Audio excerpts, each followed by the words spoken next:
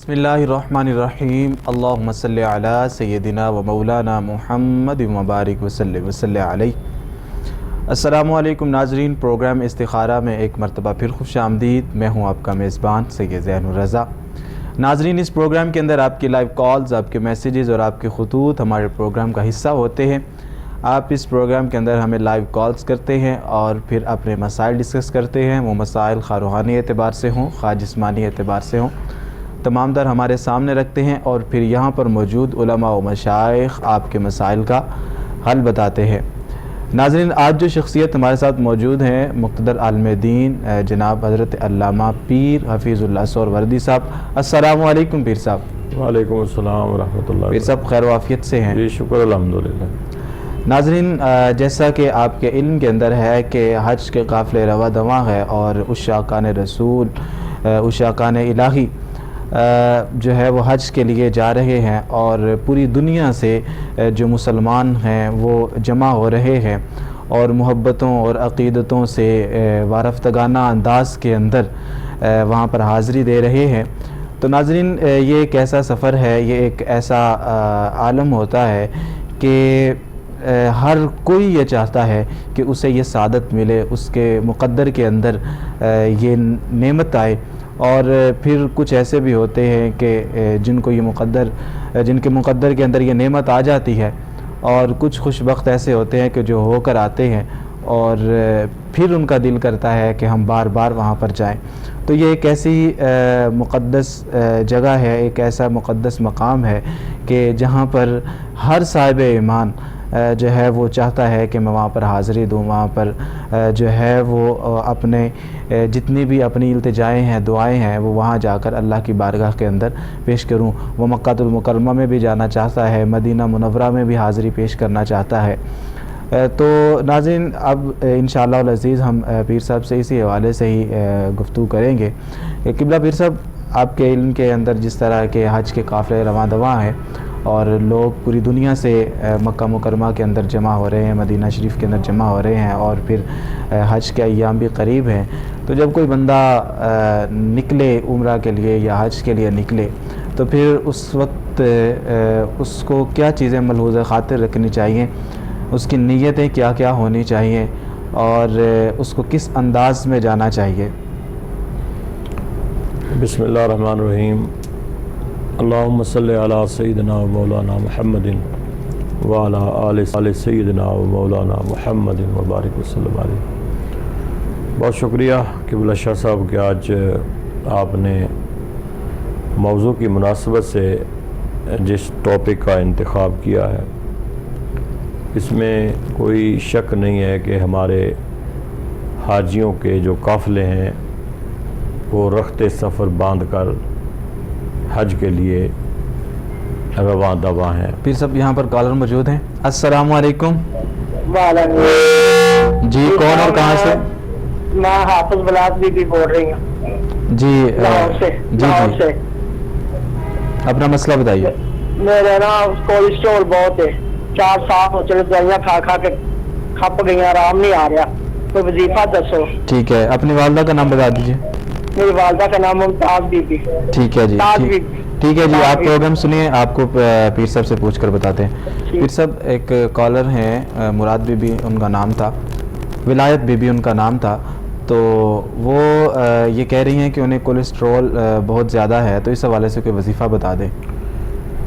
دیکھیں میری بہن، ایک آپ کو فار ایور مطلب مستقل ایک وظیفہ میں بتا رہا ہوں، اگر آپ اس کو کریں گی، صرف کولیسٹرول کا ہی مسئلہ نہیں ہے، آپ کی جتنی بھی جملہ جسمانی بیماریاں ہوگی، انشاءاللہ اللہ تعالیٰ آپ کو صحت عطا فرمائے گا، شفا عطا فرمائے گا۔ آپ نماز کی پابندی یقیناً کرتی ہوں گی، ہم پر امید ہوتے ہیں، کوئی بھی اگر سوال کرتا ہے یا کال کرتا ہے، بینگ دا مسلم، ہم مسلمان ہیں، اور ہم صرف یہ نہ سمجھے کہ ہم سمجھتے ہیں کہ شاید آپ نماز نہیں پڑھتے، ہم ایک مزید تلقین کرتے ہیں، اور وہ تلقین کرنا اس پلیٹ فارم پہ بیٹھ کے ہمارا فرض ہے کہ آپ یقیناً ہم امید رکھتے ہیں کہ آپ نماز پڑھتے ہوں گے، لیکن اس کے باوجود بھی تلقین کرتے رہتے ہیں کہ کمی کوتاہی بھی ہو تو اس کو دور کر دیں، آپ نماز پڑھا کریں۔ یہ ہمارا فرض بھی ہے، ہماری ڈیوٹی بھی ہے۔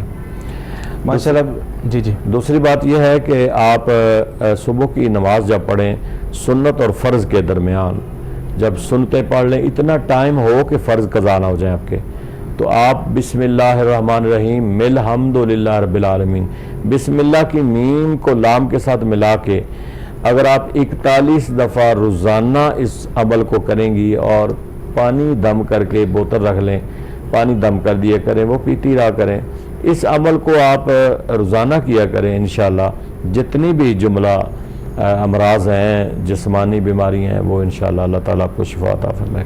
جی بہن، آپ اس پر عمل کیجیے، انشاءاللہ العزیز خیر و برکت ہوگی۔ ہمارے ساتھ ایک اور کالر موجود ہیں، چلتے ہیں ان کی طرف۔ السلام علیکم۔ وعلیکم السلام۔ جی کون اور کہاں سے؟ جی میں گڑیشور سے بلال بات کر رہا ہوں۔ میں نے اپنے پیر و مرشد پیر علامہ حفیظ اللہ صاحب سے پوچھنا تھا جی کہ میں اپنا کاروبار کرنا چاہتا ہوں، کہ مجھے بتایا جائے کوئی وظیفہ کہ میں کون سا وظیفہ ایسے پڑھوں جو میرے لیے رستہ کھل جائے کہ میں اپنا کوئی بھی کاروبار کر سکوں۔ جی کاروبار کیا شروع کرنا چاہتے ہیں ویسے؟ کوئی ہے ذہن؟ کپڑوں کا کاروبار، میں کپڑوں کا میرا ذہن میں ہے کہ میں کپڑوں کا کاروبار کروں۔ جی ٹھیک ہے، پیر صاحب سے پوچھ کے بتائیں۔ جی قبلہ پیر صاحب آپ کے مرید ہیں اور وہ آپ سے پوچھنا بیٹا بات یہ ہے کہ بلال بیٹا کہ آپ اچھی بات ہے، کپڑے کا کاروبار جو ہے یہ کرنا چاہیے، یہ ہمارے انبیاء کرام بھی کرتے تھے اور صحابہ کرام بھی، جس میں سیدنا حضرت ابوبکر صدیق رضی اللہ تعالیٰ عنہ وہ بھی کرتے تھے، یہ بڑا اچھا عمل ہے۔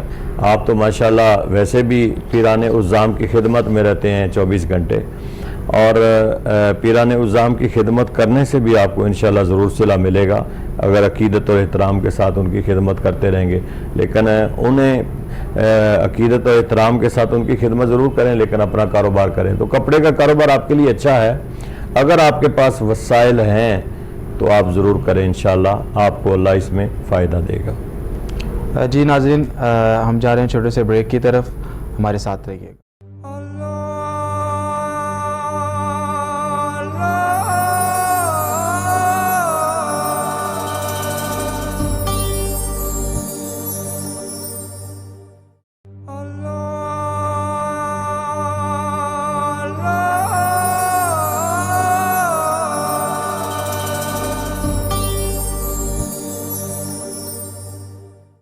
ویلکم بیک ناظرین، آپ دیکھ رہے ہیں پروگرام استخارہ، اور اس پروگرام کے اندر آپ کی لائیو کالز ہمارے پروگرام کا حصہ ہوتی ہیں۔ ناظرین جس طرح کہ آپ نے دیکھا ہے کہ ہمیں جو ہمارے سننے والے ہیں، ہمارے ناظرین ہیں، وہ ہمیں کال کر رہے ہیں اور پھر ان کو پیر صاحب قرآن و سنت کی روشنی کے اندر مسائل بتا رہے ہیں۔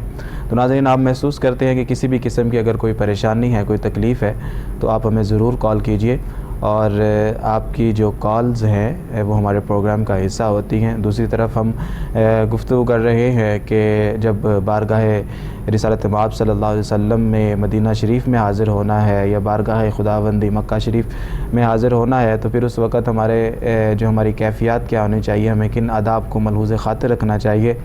یہاں پر مجھے ایک خوبصورت اعلیٰ حضرت فاضل بریلوی کا شعر یاد آ رہا ہے کہ وہ فرماتے ہیں کہ مدینہ شریف میں جب جاتے ہیں تو ایک شعر اس حوالے سے انہوں نے کہا کہ پارائے دل بھی نہ نکلا تجھ سے تحفے میں رضا، پارائے دل بھی نہ نکلا تم سے تحفے میں رضا، ان سگانے کو سے اتنی جان پیاری واہ واہ۔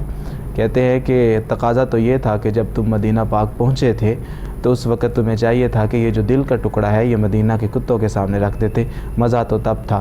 کیا فرماتے ہیں پیر صاحب کہ کن باتوں کو ملحوظ خاطر رکھیں؟ دیکھیں جی، جو ہے نا حج، یہ اسلام کا 5واں رکن ہے جی، جہاں دوسرے رکن ہیں، کلمہ ہے، نماز ہے، روزہ ہے، زکوٰۃ، اسی طرح حج بھی رکن ہے۔ حج ایک ایسی عبادت ہے جو تمام عبادات کا مجموعہ بھی ہے جی۔ یہ حج جو ہے یہ تمام عبادات کا، اس میں ساری عبادات شامل ہیں، مجموعہ بھی ہے۔ پھر یہ ہے کہ حج کا جو اجر و ثواب ہے یہ اللہ تعالیٰ نے بہت زیادہ رکھا ہوا ہے، چونکہ یہ مجموعہ ہے عبادات کا۔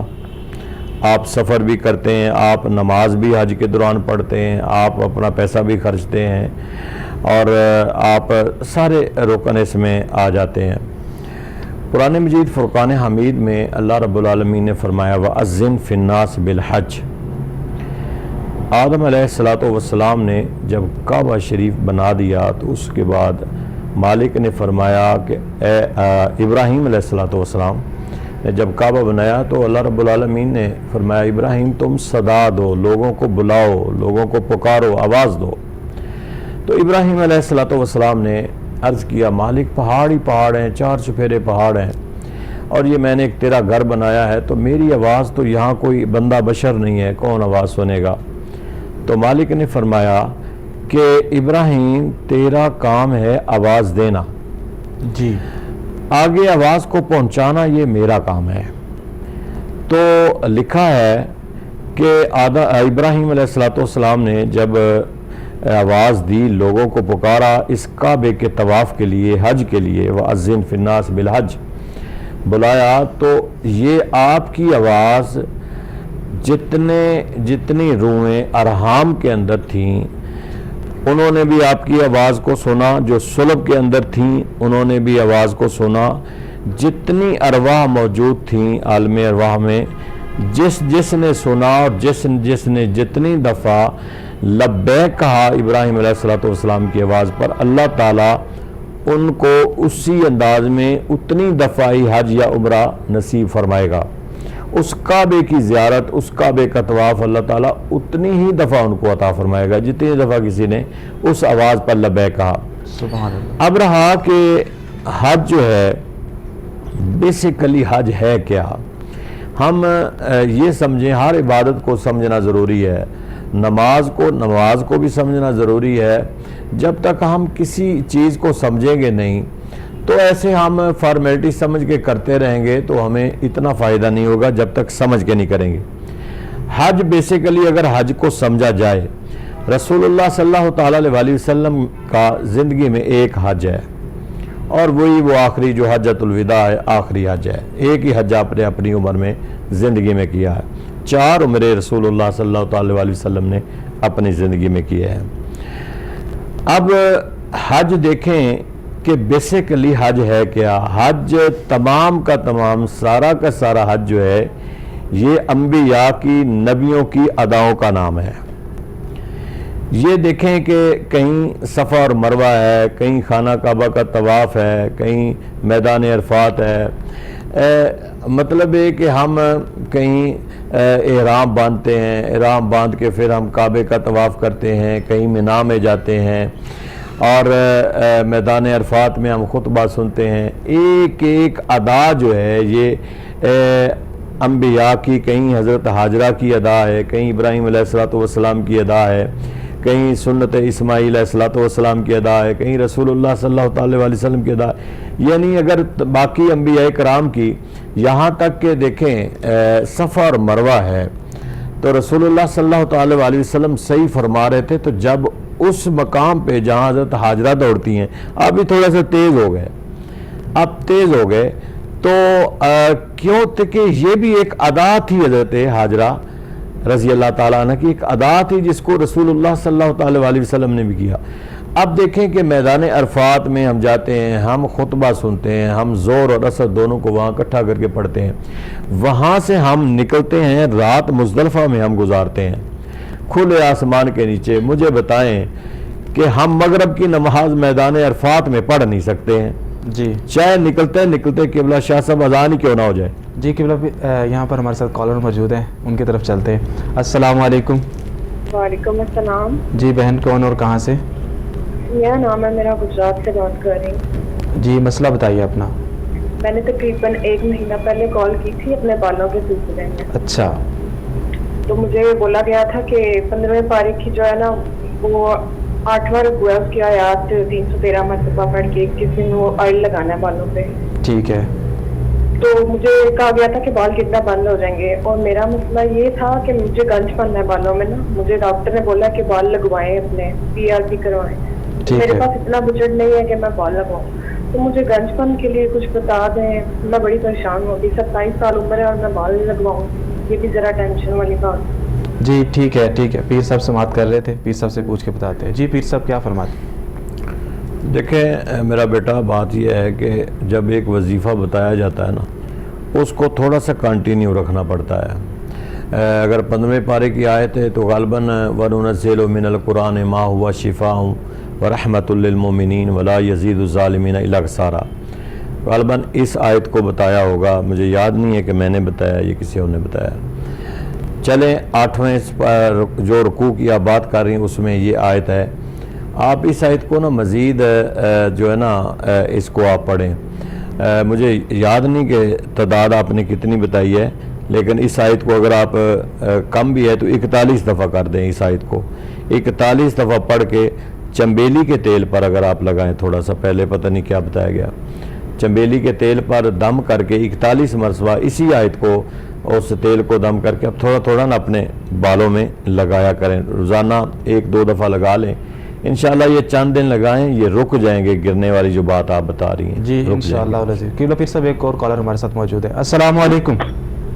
وعلیکم السلام ورحمۃ اللہ وبرکاتہ. جی آپ ٹھیک ہیں؟ الحمدللہ میں ٹھیک ہوں، آپ کیسے ہیں؟ ٹھیک ہیں الحمدللہ، اللہ پاک کا احسان. مجھے علامہ صاحب سے ایک چھوٹی سی کنفیوژن تھی، وہ دور کروانا تھی. جی میرا مسئلہ شاہ صاحب یہ ہے کہ مثلا میں نے تہجد سے پہلے 2 صورتیں پڑھنی ہوتی ہیں. ایک سورہ واقعہ ہے جی، اور اس کے بعد پھر میں نے 2 صورتیں پڑھنی ہوتی ہیں، سورہ یاسین اور سورہ مزمل. جی اس کے علاوہ روٹین میں یعنی میں قرآن پاک بھی رات کو پڑھتا ہوں. کنفیوژن مجھے یہ ہے کہ یعنی جو میں صورتیں پڑھتا ہوں، آیا کہ مجھے اس کا ثواب جو ہے وہ نارمل قرآن پاک کی صورت میں ملے گا، یا میں جب قرآن پاک نارمل نہیں پڑھتا 1-2 رکوع وہ مجھ سے غلطی تصور ہوگی؟ یہ مجھے ذرا کنفیوژن دور کر دیں. امید ہے آپ سمجھ گئے ہوں گے میں جو کہنا چاہتا ہوں. پھر سب کیا فرماتے ہیں آپ ان حوالے سے؟ میرے بھائی بات یہ ہے کہ قرآن کا ایک لفظ بھی پڑھیں، قرآن کی کوئی صورت پڑھیں، اس کا قرآن کے مطابق ثواب ملتا ہے. یہ نہیں ہے کہ آپ قرآن کو نہ پڑھیں اور قرآن کی کوئی صورت کو پڑھتے رہیں اور آپ اس کو کہیں کہ اس کا ثواب مجھے کتنا ملتا ہے. قرآن کی ہر صورت کو، قرآن کی ہر صورت کے ہر لفظ کو جب آپ ادا کریں گے، پڑھیں گے، تو وہ عین ہی آپ قرآن پاک پڑھ رہے ہیں. آپ اس کو قرآن کے مطابق آپ کو ثواب ملے گا. تو اس میں ٹینشن نہ لیں، آپ قرآن پاک بھی پڑھا کریں، لیکن یہ بھی تو قرآن پاک کی صورتیں ہیں نا. آپ جس ٹائم بھی پڑھتے ہیں، تہجد کے وقت پڑھتے ہیں یا صبح پڑھتے ہیں، ویسے کوشش کریں کہ آپ یہ جو صورتیں پڑھ رہے ہیں نا، اگر صبح کی نماز کے بعد پڑھیں تو یہ زیادہ بیٹر ہے آپ کے لیے. جی بھائی، جس طرح پیر صاحب نے بتایا آپ اس کو فالو کریں انشاءاللہ العزیز. رات کو نا آپ کوشش کریں کہ وہ جو نوافل ہے نا وہ ان کو وَمِنَ اللَّيْلِ فَتَهَجَّدْ بِهِ نَافِلَةً لَكَ، یعنی آپ تہجد کے نوافل جو ہے نا وہ پڑھیں، اور رات کو آپ زیادہ سے زیادہ استغفار کیا کریں. یہ میری ایک رائے ہے، میرا مشورہ آپ کو، زیادہ سے زیادہ آپ استغفار کریں نوافل پڑھنے کے بعد تہجد. اور یہ جو صورتیں ہیں نا، سورت یاسین، سورت رحمان، سورت مزمل شریف، اگر آپ اس کو صبح کی نماز پڑھ کے پڑھیں تو یہ آپ کے لیے بہت ہی بہتر ہے، اور آپ کے کاروبار کے لیے بھی بہتر ہے، آپ کی صحت کے لیے بھی بہتر ہے، آپ کی حفاظت کے لیے بھی بہتر ہے، اور سب سے بڑی بات کہ ہر قسم کے شر اور نظر بد سے بھی بہتر ہے. جی جس طرح پیر صاحب نے آپ کو بتایا ہے آپ اس پر عمل کریں، انشاءاللہ العزیز آپ کو خیر و برکت ہوگی، اور آپ کی جو بھی کنفیوژن ہے امید کرتا ہوں کہ وہ دور ہو چکی ہوگی. پیر صاحب آپ گفتگو فرما رہے تھے اور بتا رہے تھے کہ یہ حج کے جتنے بھی ارکان ہیں اور جو بھی معاملات ہوتے ہیں، تو میں عرض کر رہا تھا کہ دیکھیں، ہم ظہر اور عصر جو ہے جی ہم میدان عرفات میں خطبہ جب سنتے ہیں تو پڑھتے ہیں، پھر مغرب کی اذان بھی ہو جائے. دیکھیں نا، یہاں تو ہوتا ہے کہ مغرب کی اذان ہو تو ہم فٹافٹ مغرب کی نماز پڑھتے ہیں، لیکن وہاں اگر نکلتے میدان عرفات سے قبلہ شاہ صاحب کے ہمیں اذان بھی ہو جائے لیکن نماز پھر بھی ہم نے وہاں نہیں پڑھنی. کیوں نہیں پڑھنی؟ حکم نہیں ہے. جی ہم نے وہاں جا کے عشاء اور جو مغرب ہے اس کو ادا کرنا ہے جا کے. تو اس لیے یہ سارے جتنے رکن ہیں، حج کے جتنے رکن ہیں، یہ سارے انبیاء کی ادائیں ہیں. بے شک کسی نبی نے کوئی ادا کی ہے، کسی نبی نے کچھ کیا ہے، وہ ساری مکس کر کے اس حج کے اندر جمع کر دی ہیں کہ کعبے کا طواف کرنا ہے، طواف کرنے کے بعد آپ نے اس مقام ابراہیم پہ آپ نے نفل پڑھنے ہیں، احرام باندھنا ہے، پھر اس کے بعد آپ نے صحیح کرنی ہے. اب دیکھیں نا، یہ 2 پہاڑوں کے درمیان آپ نے دوڑنا ہے، صحیح کرنی ہے، مینا میں آپ نے جانا ہے، کنکر مارنے ہیں، کنکر بھی ادا ہے ایک نبی کی. اچھا پھر قربانی آپ نے کرنی ہے، پھر آپ میدان عرفات میں جانا ہے، وہاں اپنے خطبہ سننا ہے۔ میرے نبی صلی اللہ تعالیٰ علیہ وسلم کا حجۃ الوداع کا وہ آخری خطبہ وہ اسی میدان عرفات میں تھا، اور پھر یہ ہے کہ اسی میدان عرفات کے اندر یہ حج جو ہے، یہ قبلہ شاہ صاحب میں آپ کو بتا دوں، یہ تکمیل دین کا نام بھی ہے۔ سبحان اللہ۔ حج تکمیل دین کا نام بھی ہے کہ وہ جو قرآن مکہ کی سرزمین پہ نازل ہوا تھا، جس کی پہلی وحی نازل ہوئی تھی غار حرا کے اندر، اقرا بسم ربک الذی خلق، اب یہ چلتا چلتا مکہ کی 13 سالہ زندگی، پھر 10 سالہ مدینے کی زندگی، پھر حجۃ الوداع اور میدان عرفات میں آخری خطبہ حضور ارشاد فرما رہے تھے جب قرآن کی آخری آیت سورۃ مائدہ کی نازل ہوئی کہ الیوم اکملت لکم دینکم واتممت علیکم نعمتی وردیت لکم الاسلام دینا، یعنی اس دن قرآن پاک اللہ نے اس دین کو مکمل کر دیا ہے، تو گویا حج تکمیل دین کا نام بھی ہے۔ بے شک پیر صاحب، بے شک کہ اس دن مکمل ہو گیا، اللہ رب العالمین جتنی نعمتیں عطا کرنی تھی ہمارے دین کو مکمل کر دیا۔ تو یہ حضور صلی اللہ تعالیٰ علیہ وسلم کا یہ ایک ہی حج ہے، اور وہ آخری حجۃ الوداع ہے۔ تو اس لیے حج جو ہے یہ کن کے اوپر ہے، کون لوگ ہیں جنہیں کرنا چاہیے؟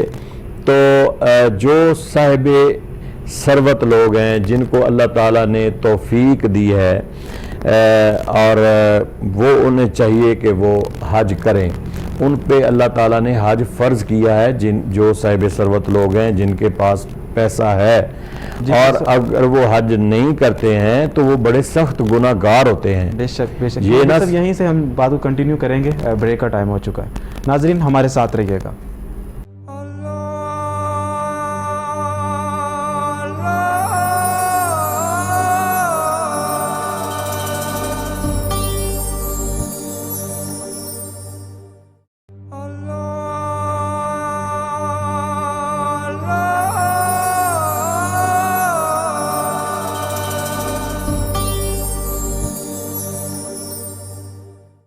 ویلکم بیک ناظرین، آپ دیکھ رہے ہیں پروگرام استخارہ، اور اس پروگرام کے اندر آپ کی لائیو کالز ہمارے پروگرام کا حصہ ہوتی ہیں۔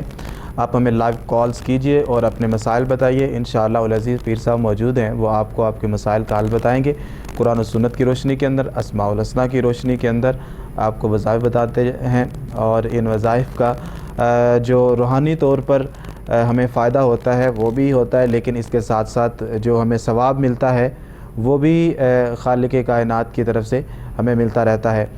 تو آپ ہمیں ضرور کال کیجئے اور پھر اپنے مسائل جو ہیں وہ ہمارے سامنے رکھیے۔ پیر صاحب، آپ حج کے حوالے سے گفتگو فرما رہے تھے، اور آپ فرما رہے تھے کہ حج جو ہے یہ تکمیل دین کا نام ہے، اور اس سے آگے آپ کی جو گفتگو جاری تھی۔ دیکھیں قبلہ شاہ صاحب میں بتا رہا تھا کہ اول بیت وضع للناس للذی ببکۃ مبارکا وہدی للعالمین، یہ پہلا گھر ہے اللہ تعالیٰ رب العالمین کا جو لوگوں میں ظاہر ہوا ہے۔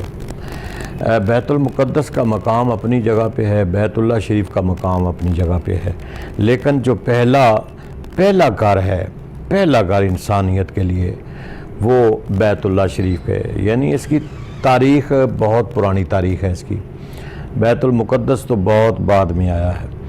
تو اس لیے دیکھیں کہ اللہ تعالیٰ نے سب سے پہلے گھر بنایا، لیکن رکھا صرف امت مصطفیٰ صلی اللہ تعالیٰ علیہ وسلم کے لیے۔ اسی طرح ہمارے نبی صلی اللہ تعالیٰ علیہ وسلم تمام نبیوں کے سردار ہیں، سب سے پہلے آئے، لیکن اینڈ پہ اس امت کے لیے رکھا۔ یہ امت بھی آخری امت ہے، اس کے بعد امت بھی اور کوئی نہیں ہے۔ تو اس لیے ہمیں چاہیے کہ ہم تیاری کریں۔ حج فرض ہے ان لوگوں پر، یہ اسلام کا جو رکن ہے نا، کچھ رکن ہیں کہ جو رکن ہر آدمی پہ نہیں ہے۔ کلمہ ہر بندے پہ ہے کہ وہ کلمہ پڑھ کے مسلمان ہو جائے، نماز کلمہ پڑھنے کے بعد ہر مومن پہ نماز فرض ہے، اسی طرح روزہ ہر مومن پہ فرض ہے، ماں سوائے کہ وہ لوگ کہ جو جنہیں ایک عارضی چھوٹ دی گئی ہے، مستقل نہیں ہے۔ روزے کی عارضی چھوٹ ہے، مستقل چھوٹ نہیں ہے کہ کوئی بیمار ہے یا کوئی سفر میں ہے یا بالکل اینڈ پہ پہنچا ہوا ہے تو وہ اسے عارضی چھوٹ ہے۔ اسی طرح زکوٰۃ ہے، زکوٰۃ ہر بندے پہ نہیں ہے، زکوٰۃ صاحب نصاب پہ ہے کہ جو اس نصاب میں آ رہا ہے اس زکوٰۃ پہ فرض ہے۔ کم از کم یہ 2-3 فرض ایسے ہیں کہ جو ہر بندے پہ ہیں۔ کلمہ ہر بندے کے لیے ضروری ہے وہ پڑھ کے مسلمان ہو. دوسرا نماز مسلمان ہونے کے بعد نماز ہر مسلمان پر فرض ہے, روزہ فرض ہے, زکوٰۃ صاحب نصاب پہ فرض ہے, حج بھی من استطاع الیہ سبیلا وللہ علی الناس حج البیت من استطاع الیہ سبیلا, یعنی جو استطاعت رکھتا ہے وہاں پہنچنے کی اس پر حج فرض ہے, ہر ایک پر فرض نہیں ہے. تو اگر کوئی طاقت رکھنے کے باوجود بھی حج نہیں کرتا, اس کا مطلب یہ ہے کہ یہ اسلام کا بہت بڑا, میں نے جیسے کہا کہ یہ تمام عبادات کا مجموعہ بھی ہے حج, ساری عبادات اس کے اندر شامل ہیں, یہ مجموعہ بھی ہے. حج تکمیل دین کا نام بھی ہے. حج جو ہے اس کی بہت بڑی فضیلت ہے, اور یہاں تک تو حدیثیں آئی ہیں کہ بندہ حج کر کے جب آتا ہے تو وہ ایسے ہوتا ہے جیسے آج ماں کے بطن سے وہ نکلا ہے, کہ اللہ تعالیٰ اس کے سارے گناہ معاف کر دیتا ہے, بشرطے کے بعد میں وہ اپنے آپ کو سیف رکھے, محفوظ رکھے. تو اب اس سے اور زیادہ کیا لینا ہے کہ بندہ جائے, لیکن یہ بھی بات ذہن میں رکھیں کہ حقوق العباد اپنی جگہ پہ ہیں. اگر کوئی بندہ حقوق العباد مار کے کہے میں لوٹ مار کے سارا دنیا جان کا پیسہ تو میں حج کر رہا ہوں تو میرے اللہ سارے گناہ معاف کر دے گا, اللہ گناہ یہ حقوق العباد جو بندوں کے حق ہیں وہ آپ کو ادا کرنے پڑیں گے. یہ نہیں ہے کہ لوٹ لٹا کے تو آپ حج پہ چلے جائیں کہ مجھے اب معافی ہو جائے گی. ان باتوں کا ضرور خیال رکھیں. لیکن حج صاحب نصاب پر ہے, حج کریں. آج کل حاجی جا رہے ہیں, انہیں چاہیے. اچھا ایک میں مسئلہ قبلہ شاہ صاحب کی وساطت سے اور بتا دوں کہ غالباً بدھ 29 جون ہے, اور میں بھی کہ ہو سکتا ہے کہ 29 کو رات کو چاند نظر آ جائے, جمعرات کو فرسٹ ذی الحج ہو. تو اس لیے میں ناظرین سے یہ ایک مسئلے کی صورت میں بتا رہا ہوں کہ اپنے بال اور اپنے ناخن یہ بدھ کو آپ کٹوا لیں. ہو سکتا ہے رات کو چاند چڑھ جائے, رات کو چاند نظر آ جائے, تو اس لیے بدھ کو آپ سمجھیں, آپ جمعرات پہ نہ جائیں, آپ بدھ کو سمجھیں. 29 پہ چاند نظر آ سکتا ہے, آپ بال کٹوا لیں جنہوں نے کٹوانے ہیں, اور ناخن. یہ سنت بھی ہے اور یہ مستحب بھی ہے, یہ مستحب ہے اور سنت بھی ہے کہ آپ کو ایک قربانی کا ثواب مل جائے گا. آپ ان 10 دنوں میں پھر نہ بال کٹوائیں اور نہ آپ ناخن کٹوائیں, قربانی کرنے کے بعد آپ پھر بال کٹوائیں. تو یہ ایک مسئلہ تمام ناظرین ذہن میں رکھیں کہ آپ کو مفت کا ایک ثواب مل جائے گا قربانی کا.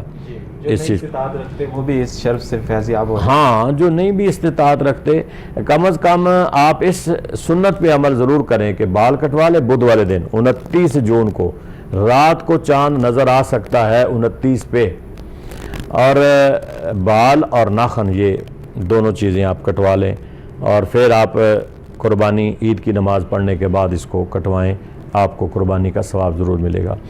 تو جو لوگ ہمارے بھائی جن کو اللہ تعالیٰ نے توفیق دی ہے جو حج کرنے کے لیے جا رہے ہیں, انہیں چاہیے کہ پہلا عمل, میں سب سے بڑا اہم ترین عمل ہے جو میں بتا رہا ہوں, ان حاجیوں کو جو اللہ کے گھر جا رہے ہیں, کسی کو ناراض کیا ہوا ہے تو اس کو راضی کریں, کسی کا دل دکھایا ہے تو اس سے معافی مانگیں, کسی کا مال شال کو ہضم کیا ہوا ہے تو اسے جا کے بتائیں کہ بھائی میں نے آپ کا مال دینا ہے, پیسے دینے ہیں میں نے آپ کے. یہ ان چیزوں کا خیال رکھیں کم از کم.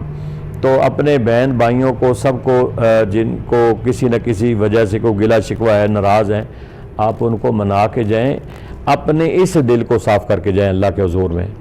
یہ دل میں کوئی اس کو بھر کے نہ لے کے جائیں, اس کو دل کو بغض و عناد سے بالکل خالی کر کے جائیں, رشتہ داروں کو منا کے جائیں, صلح صفائی کر کے جائیں, اور آپ بالکل. اور پھر ایک اور چیز ذہن میں رکھیں, یہ نہیں ہے کہ آپ حج کرنے کے لیے جاتے ہیں اور اپنا گھر کا سارا مال جو آپ کے پاس ہے وہ آپ اکٹھا کر کے ساتھ لے جائیں, بچے بیچارے بھوکے بیٹھے رہیں. نہیں, اپنے بچوں کو جتنے دن آپ نے وہاں رہنا ہے ان کو پورا خرچہ دے کے جائیں گے, تاکہ وہ کسی دوسرے کی طرف نہ دیکھیں, ان کا اپنے خیال کرنا ہے.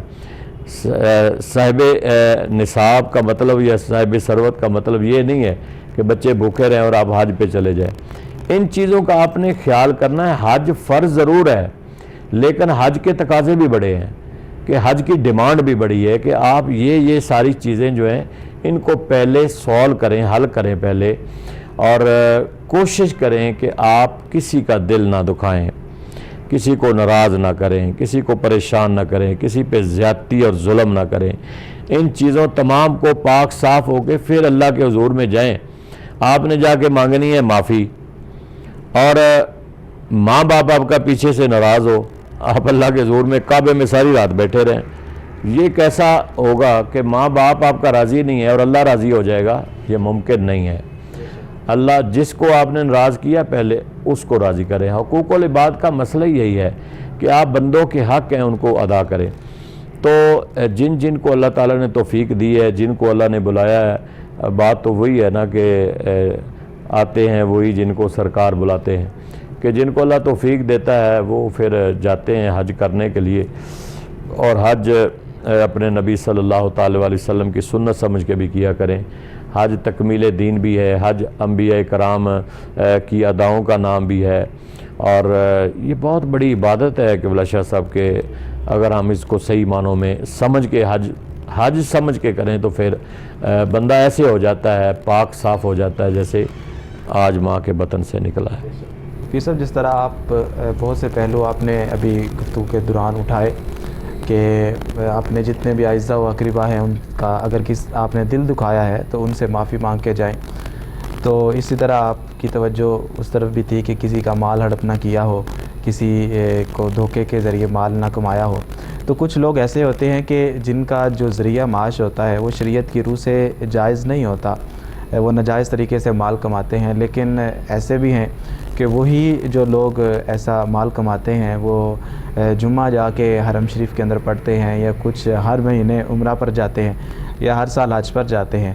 تو ایسے لوگ جو حرام طریقے سے مال کماتے ہیں اور پھر حج کرنے جائیں تو کیا ان کا حج ہو جائے گا، اور ان کا یہ عمل کیسا ہوگا؟ شاہ صاحب، کچھ ایسی چیزیں ہیں جن کا ڈائریکٹ اللہ کے ساتھ تعلق ہے۔ میں یہاں فتویٰ تو جاری نہیں کر سکتا، لیکن رسول اللہ صلی اللہ تعالیٰ علیہ وسلم کا فرمان ہے وہ تو میں ضرور بیان کر سکتا ہوں۔ ابو داؤد شریف کی حدیث ہے، رسول اللہ صلی اللہ تعالیٰ علیہ وسلم نے فرمایا اگر کسی نے ناجائز ذرائع سے کمایا ہوا ہے اور وہ صدقہ خیرات کرتا ہے تو اسے اس کا کوئی فائدہ نہیں ہوگا۔ حرام کی کمائی سے صدقہ خیرات کرنے والے کو اس کا کوئی فائدہ نہیں ہوگا۔ دوسرے کا فائدہ تو ہو سکتا ہے، ضرورت مند کی ضرورت پوری ہو سکتی ہے، لیکن اس کو اس کا کوئی فائدہ نہیں ہوگا، اسے اس کا حساب ضرور دینا پڑے گا۔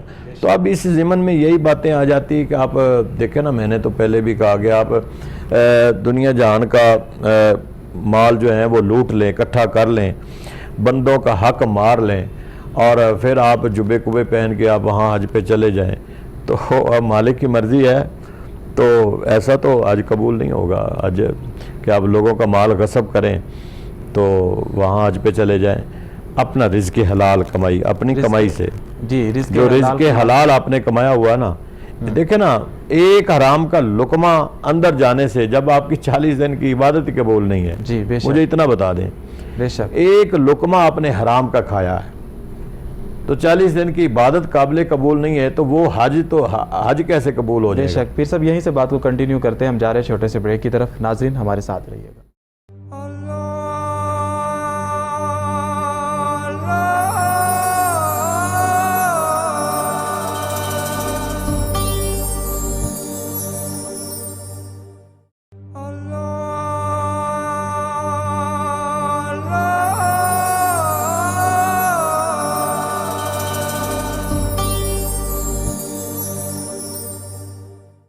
ویلکم بیک ناظرین، آپ دیکھ رہے ہیں پروگرام استخارہ، اور اس پروگرام کے اندر آپ کی لائیو کالز ہمارے پروگرام کا حصہ ہوتی ہیں۔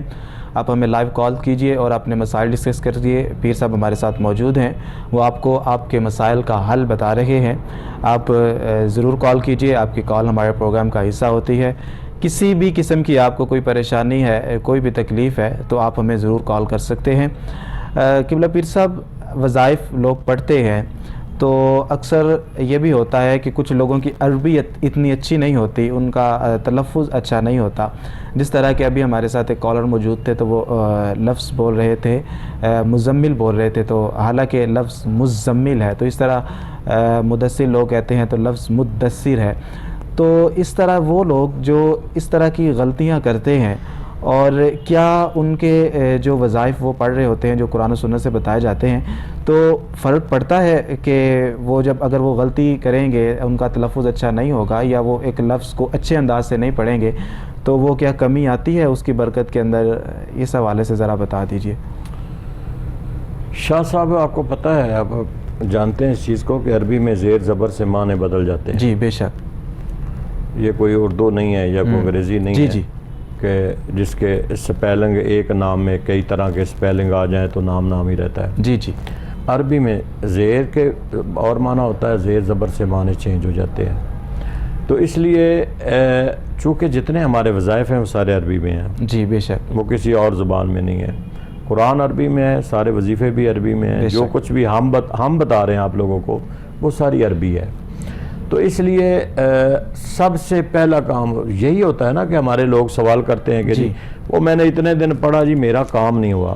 جی آپ وہ ہو سکتا ہے مے بی کہ آپ غلط پڑھ رہے ہو، بے شک، آپ اس کو صحیح نہ پڑھ رہے ہو۔ اس لیے سب سے پہلے جو بتایا جاتا ہے اس کو صحیح معنوں میں یاد کریں، جی اس کا تلفظ صحیح ادا کریں۔ اگر آپ اس کا تلفظ صحیح ادا نہیں کرتے ہیں، آپ اس کو صحیح پڑھ ہی نہیں رہے ہیں، اور ہو سکتا ہے کہ آپ کو اس کا معنی جو کوئی اور نہیں کر رہا ہو۔ جی بے شک، الٹ بھی ہو سکتا ہے نا، اس کا معنی غلط بھی لیا جائے، مطلب ہے کہ آپ زیر کی جگہ سے زبر پڑھ رہے ہیں تو آپ اس کا معنی بدل جائے گا، شفا کی جگہ پہ آپ شفا پڑھتے جا رہے ہیں تو معنی تو بدل جائے گا۔ جی تو اب آپ اسی کو شفا کو ہی پڑھ رہے ہیں، شفا نہیں پڑھ رہے ہیں۔ وَنُنَزِّلُ مِنَ الْقُرْآنِ مَا هُوَ شِفَا، اب شفا کی جگہ پہ آپ شفا پڑھ رہے ہیں تو معنی چینج ہو گیا۔ جب معنی چینج ہو گیا تو آپ کیا فائدہ اٹھائیں گے اس چیز سے آپ فائدہ نہیں اٹھائیں گے۔ اس لیے جو آپ کو وظیفہ بتایا جاتا ہے، آپ صحیح معنوں میں اگر قرآن کے اندر سے ہے تو وہ قرآن نکالیں، جی اس آیت کو اچھی طرح یاد کریں، اس کا تلفظ صحیح ادا کریں۔ اگر اللہ کے صفاتی ناموں میں سے کوئی نام ہے تو وہ بھی لکھے ہوئے ہیں، قرآن پاک کی ابتدا میں سارے صفاتی نام لکھے ہوتے ہیں۔ آپ اس نام کو اچھی طرح یاد کریں پہلے، پھر آپ اس کو پڑھیں۔ تو جب تک تلفظ صحیح نہیں ہوگا، اس کی ادائیگی صحیح نہیں ہوگی، اس وقت تک آپ کا وظیفہ نہیں ہوگا۔ تو ان چیزوں کو شاہ صاحب ہم توجہ نہیں دیتے ہیں بیسیکلی، ہم نے بس ٹھیک ہے جی لکیر کو اب دیکھیں نا کہ اب لا، کلمے کا لا ہی ہم صحیح نہیں پڑھتے ہیں۔ جی یہ جو ہم کلمہ پڑھتے ہیں نا لا، اس کو حالانکہ لام الف مد لا کے ساتھ ہے، جی بے اس کو شک، تھوڑا سا لمبا کر کے پڑھنا ہے، ہم اس لا کو نہیں پڑھتے ہیں۔ تو جب ہم ایک لا الہ کر دیتے، لا الہ، لا الہ، تو ہم جب اس لا کو جس کا معنی نفی میں جا رہا ہے، ہم اس لا کو ہی صحیح نہیں پڑھتے تو پھر ہم کیا مطلب لیں گے کہ ہم کیا پڑھ رہے ہیں۔ تو اس لیے میں ناظرین سے گزارش کروں گا کہ ہم یہاں بیٹھے ہیں، اصلاح کے لیے بیٹھے ہیں۔ کوئی اگر آپ کو تلفظ کا مسئلہ ہے آپ ضرور پوچھیں، جی آپ لائیو کال کریں، پوچھیں، ہم 1 گھنٹہ آپ کے پاس ڈیلی بیٹھے ہوتے ہیں۔ اسی لیے کہ شاید اللہ تعالیٰ آپ کی وجہ سے ہمارا جو فیوچر ہے، ہماری آخرت ہے وہ بہتر کر دے۔ اگر آپ صحیح درست سمت پہ چلے جائیں گے تو اس کا ثواب یقیناً ہمیں بھی ملے گا۔ اور آپ لائیو کال کیا کریں، جو تلفظ صحیح نہیں ہے اس تلفظ کی ادائیگی کے لیے آپ پوچھا کریں، وظیفہ صحیح معنوں میں آپ پڑھا کریں۔ تو پھر وظیفہ جو ہے، میرا تو ایک اپنا ایمان ہے، میں اپنی بات کر سکتا ہوں، آپ کی نہیں کر سکتا، کہ قرآن کو محبت کے ساتھ اگر آپ پڑھیں گے اور صحیح کر کے قرآن کو پڑھیں گے تو یہ ممکن ہی نہیں ہے کہ آپ کا کام نہ ہو۔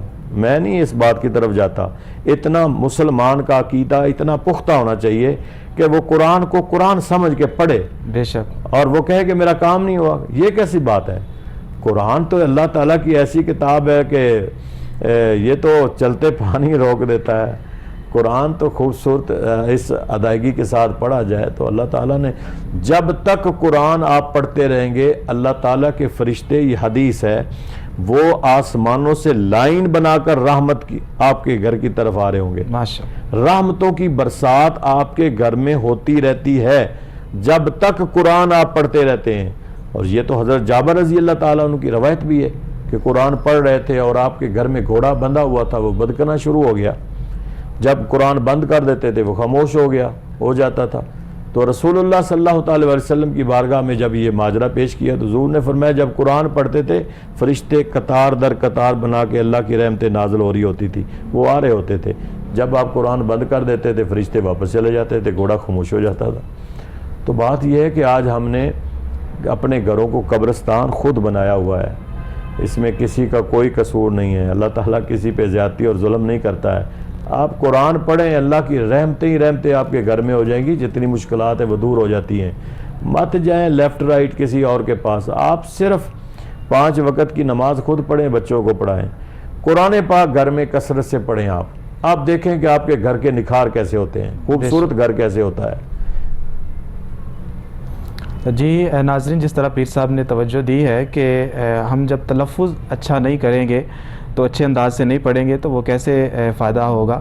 اب دیکھیے کہ یہ بھی ہوتا ہے کہ عربی زبان کے اندر اب صراط الذین انعمت علیہم, کہ یا الہی تو نے انعام کیا جن لوگوں پر, تو اب یہ اگر ہم اس کو انعام پیش کر دیتے ہیں تو بالکل اس کا معنی بدل جائے گا. وہ معنی یہ ہو جائے گا کہ میں نے انعام کیا. اگر ہم انعامتی کہہ دیتے ہیں تو پھر ایک خاتون کو مخاطب کر کے تو وہ جو ہے وہ کہا جا سکتا ہے کہ کسی خاتون کو کہا جا رہا ہے کہ تو نے انعام کیا. تو اس طرح الفاظ کو اچھے انداز سے بیان جو ہے وہ پڑھیں. ہو سکے تو کوئی قریب میں کوئی قاری ہو تو اس کو ایک دفعہ آپ سنا لیں تاکہ آپ کی جو ہے وہ غلطی کسی بھی قسم کی آپ کی غلطی باقی نہ رہے. پیر صاحب بہت خوبصورت آپ نے گفتگو فرمائی اور صمیم قلب سے آپ کا شکریہ کہ آپ ایک مرتبہ پھر تشریف لائے. لیکن آپ نے آخر میں کتنا وہ خوبصورت بات کر دی جی کہ آپ نے زبر اور پیش میں مخاطب اور متکلم کو علیحدہ علیحدہ کر دیا. جی کہ پیش لگانے انعام تو پیش متکلم کا صیغہ بنتا ہے, اگر زبر لگا دیں مخاطب کا صیغہ بنتا ہے. جی بے شک. کلو پیر صاحب بہت آپ کی محبت کا شکریہ, آپ تشریف لاتے ہیں. ناظرین اپنے پروگرام جو آپ کا اپنا پروگرام ہے اس کا وقت ختم ہوا چاہتا ہے. اپنے میزبان سید زین الرضا کو دیجیے اجازت. اللہ حافظ. پیر صاحب دعا فرمائیے. بسم اللہ الرحمن الرحیم. اللہم صلی علی سیدنا و مولانا محمد وعلی آل سیدنا و مولانا محمد وبارک وسلم علیہ. پروردگار عالم ہماری آج کی حاضری کو اپنی بارگاہ میں قبول فرما. آمین. جو کچھ ہم نے کہا, جو کچھ ناظرین سامعین نے سنا, یا اللہ ہم سب کو اس پہ عمل کی توفیق عطا فرما. آمین. حج کا مہینہ ہے, پروردگار عالم ہماری خطاؤں سزاؤں کو معاف فرما. جو پریشان عالم کی پریشانیوں کو دور فرما. آمین. جو مشکلات میں ہیں ان کی مشکلات کو حل فرما. بیماروں کو صحت و تندرستی عطا فرما. ہمارا آنا جانا اٹھنا بیٹھنا فقط تیرے محبوب کی رضا میں ہے, اس کو قبول فرما.